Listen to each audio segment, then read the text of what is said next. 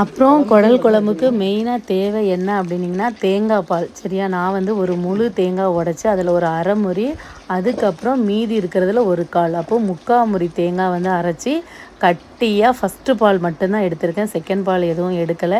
ஒரு குட்டி மண்சட்டி எங்கள் வீட்டில் இருந்துச்சு, ஸோ அதில் தேங்காய் பால் எடுத்து வச்சுருக்கேன். இனி நிறைய மண்சட்டி வாங்கணும்னு ஆசையாக இருக்குது. ஒரு நாள் அப்படி வாங்கி சமையல் செஞ்சு காமிக்க நண்பர்களே. அதுக்கப்புறம் வந்து ரொம்ப டேஸ்ட் கொடுக்குறதே குடலுக்கு வந்து மெயினாக என்ன அப்படின்னா, நல்ல சின்ன வெங்காயம் இருக்குது பார்த்திங்களா, அது வந்து ஒரு குடலுக்கு வந்து நம்ம கால் கிலோவுக்கு மேலவே என்ன பண்ணணும் அப்படின்னா நல்லா உரித்து அதை அரைச்சி வச்சுக்கிடணும். நான் அது கூட ஒரு பல்லாரியும் சேர்த்துருக்கேன்.